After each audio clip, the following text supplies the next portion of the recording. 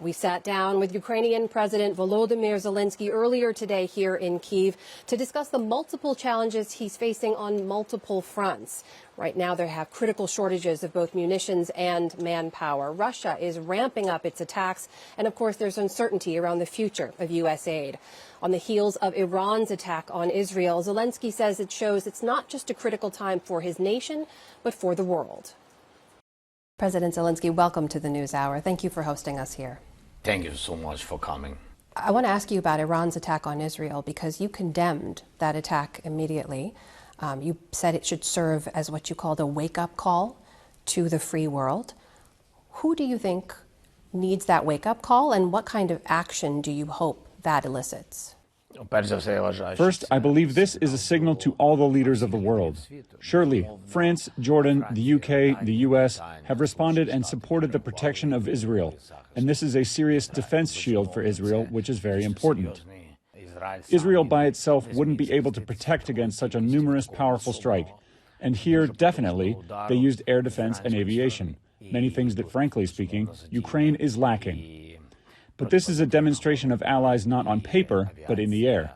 Not on paper, but on the ground, in action. And this is an important signal to everyone.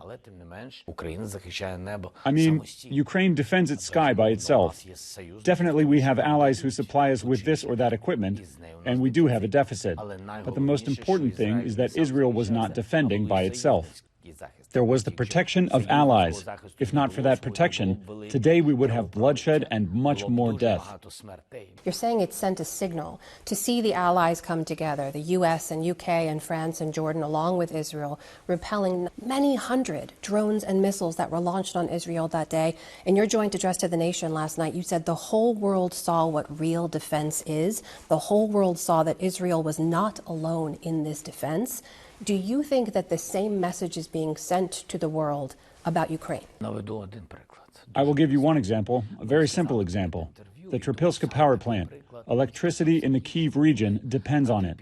11 missiles were headed towards it. The first 7 we took down. 4 destroyed Tripilska. Why? Because we had 0 missiles. We ran out of all missiles. You know, when someone says that our allies cannot provide us with this or that weapon, or they cannot be in Ukraine with this or that force because that would be perceived as if Ukraine is engaging NATO in the war, well, after yesterday's attack, I want to ask you a question. Is Israel part of NATO or not? Here is the answer. Israel is not a NATO country. The NATO allies, including NATO countries, have been defending Israel. They showed the Iranian forces that Israel was not alone. And this is a lesson. This is a response to anyone on any continent who says you need to assist Ukraine very carefully so you don't engage NATO countries in the war. You have said that if the U.S. Congress does not approve the aid that it's currently considering, which is some $60 billion that's been held up by Republican lawmakers, you said if that doesn't move forward, Ukraine will lose the war. If that aid does not move forward, how long do your troops have? Is this a matter of weeks or months? I mean, could they sustain a spring Russian offensive? I can tell you frankly, without this support, we'll have no chance of winning. You need to be much stronger than your enemy. Today, our artillery shell ratio is 1 to 10. Can we hold our ground? No. In any case, with these statistics, they'll be pushing us back every day. To defend 100% of what's in our control, we would need to go from 1 to comparing numbers. 10 to 10. But does that $60 billion potentially, does that help you to essentially strengthen your defensive strategy, or does it help you to actually break through Russian defenses? I mean, what is the plan to use that aid in a way that could actually change the dynamics of the war right now? It's a lot to preserve ourselves. It's very difficult for us. We are fighting against a large army. They don't care about their soldiers' lives. They're not training them. They're not as trained as our soldiers. But there's a lot of them. They have an unlimited number of people and a lot of shells. They used thousands of drones against us. Tell me, please, how can you fight against these thousands if you don't have weapons to take them down? They have aircraft taking off from Crimea and engaging us at a distance of over 300 kilometers. It could be over 300, 400, 500 kilometers, depending on how deep they're targeting from Crimea. How can we destroy those? The plan is very simple. It's very clear. It exists. There is a specific weapon that we need to advance. There's a specific weapon to defend the skies. This plan exists. Besides, all the partners have it in their hands. This is the plan for what we really need. Mr. President, as you know, there are those who say, look, the U.S. and the West armed Ukraine, trained Ukraine for a counteroffensive that was largely seen as a failure because you were unable to dislodge Russians from territory, and they don't believe additional aid would actually allow you to break through Russian defenses. It would, as you say, help you to preserve, to protect where things are right now. If it's this hard to get aid through the U.S. Congress right now, what leads you to believe it would be any easier next year, especially if Mr. Trump was reelected as president? We don't think it will be easier for us. We're fighting. We're not thinking about next year. We're thinking about tomorrow. Our goals are much more about real life. We need to live tomorrow. What's going to happen next year? Well, frankly speaking, nobody knows because we don't understand what support Ukraine will have. What other explosions and wars might be happening in the world? What's going to happen in the U.S. Congress? They might make a decision, and I hope they are listening to us, and will make a decision in the nearest days or weeks, but not longer, and make a positive decision. But we don't know what's going to happen. We're just saying at least give us and you will receive some share of the air fleet, some percentage of what Russia is using against you.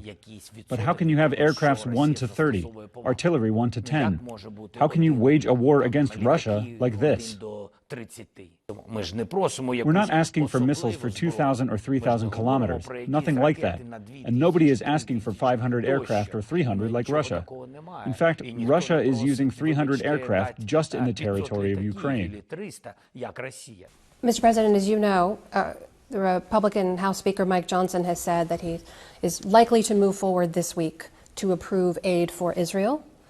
But it's not yet clear if aid for Ukraine will be part of that effort or not. It's strange. Why is that strange to you? Well, it means that this is not about security.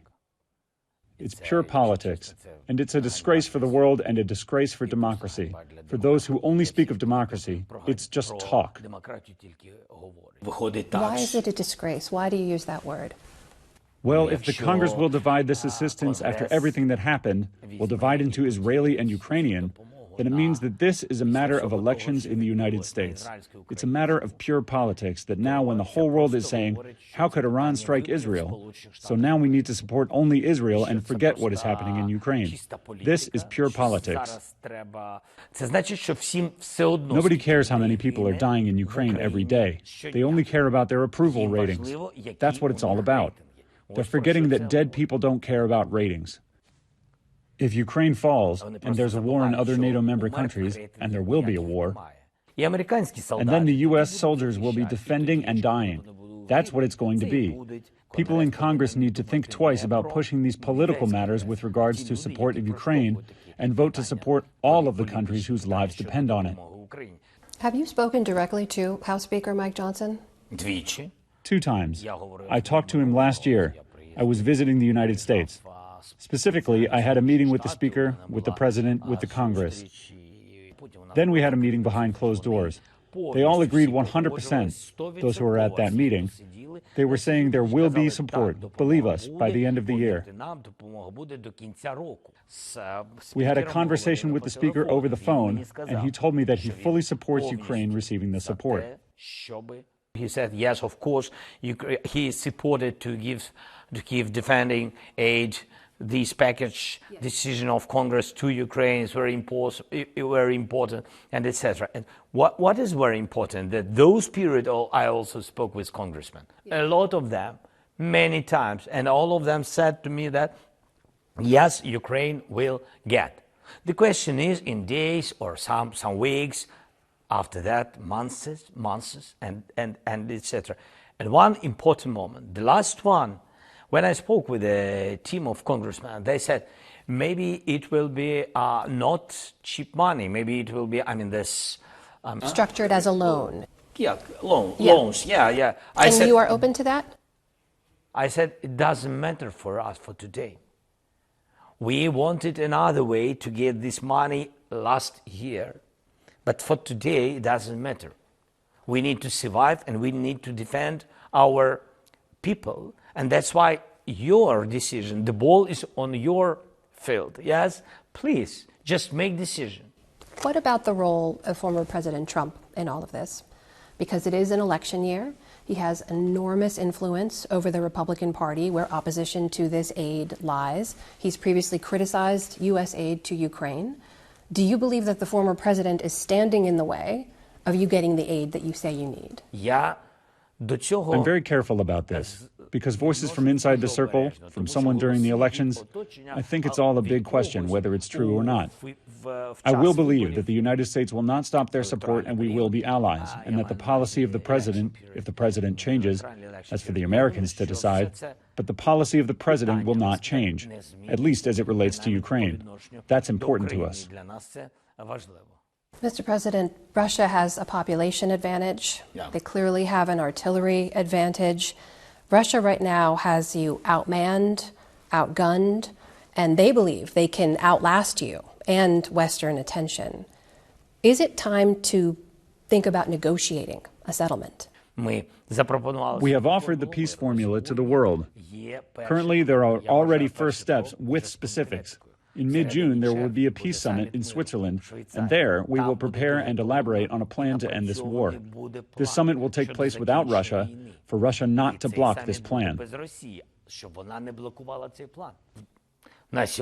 Currently, Russia wants to destroy us all. Currently, Russia wants no negotiations. That is why the initiative should come from Ukraine, the country that wants to end this war in a fair peace. But given the conditions right now, given the challenges that you face, we've uncertainty of foreign aid, advancing Russian forces, your own critical shortages, a major mobilization shortage, and a shifting global landscape in which you worry Ukraine is moving further down the agenda. Some would say those are impossible odds to overcome. If you don't start to negotiate now, won't conditions just get worse? I'm ready to negotiate now with you, or with such people who really want peace.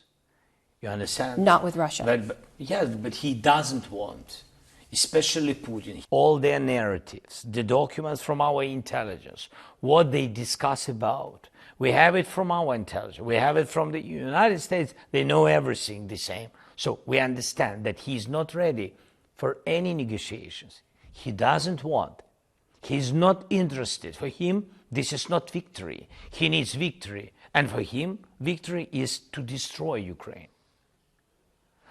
So how would you like us to talk to a person who's willing to kill you, simply kill you? He's saying either you're a part of Russia or we'll destroy you all. There are voices coming from the West saying that we are afraid. What's going to happen to Russia if Russia loses? So are they not afraid that we are dying here every day? But they're very afraid that there will be some sort of a danger, some sort of a migration crisis? What's going to happen? Maybe China will be very strong. And if Russia will panic and have a revolution, then China will capture part of the territory of Russia, etc. So everyone is afraid. God forbid China will be strong. God forbid there would be no Putin and there will be many countries. What's going to happen to Russia's nuclear weapons? As of now, the West controls the nuclear weapons. So that's what I'm talking about. All those voices, all those messages, all of this is the disgrace that I was talking about. You have said that this is not just a fight for Ukraine's future, but for democracy's future. That also includes the future of your own children, right? Your daughter, Alexandra, your son, Kirilo is his name, right? He's now 11 years old. Yes. I know you're separated from them, but when you do speak to them, what do they ask you about this war, and what do you tell them? I sometimes look at our children, and not only my own children, but the children of those families at war and those children currently in Ukraine. I think they know all the answers. And frankly speaking, if they would be answering your questions today, who knows? Maybe they would be wiser. They're very grown up. They've been through a lot. They understand everything and they know everything. When they ask questions, they still ask in a childlike way. It's not a question of when this war is going to end. They understand that it depends on many factors, and it's not a question of whether Ukraine will be able to withstand this fight. They know it depends on many things, but Ukraine will definitely withstand. They are very strong. I'd say they're much more confident than some of our partners. And sometimes they ask the question, when can we live together again, Dad? Do your children ever worry that you might not survive this war? I think they worry. They worry a lot. Well, it's war. What else can I say? I think words don't matter as much. You need to hug them tight. For children, words aren't important. It's important for them to feel you're there, not over the phone, but in person. President of Ukraine, Volodymyr Zelensky, thank you so much for hosting us here and for your time, sir. Thank you so much. Thank you that you are here. Well, the streets here tonight in rainy Kyiv are quiet and largely empty with a curfew still in place. But as President Zelensky and I left that interview and walked through the halls of the presidential complex, he remembered back to the days when Russian forces advanced and tried to take this very city in those early days of their full-scale invasion back in 2022. He said that that was before he knew how long the war would last, before tens of thousands of Ukrainians had been killed, and before the future of his nation was this uncertain. All of that, the president told me, now feels like a lifetime ago. Jeff? And Amna, you and our team have been on the ground there for several days now. Tell us what else you're working on. Jeff, in the days ahead, we're going to make a trip to the city of Kharkiv in the northeast. That's a city that has been relentlessly pummeled by Russian forces. We're going to talk to some residents there, talk to them about how they've been adapting to life under that assault and also what they can do to protect themselves.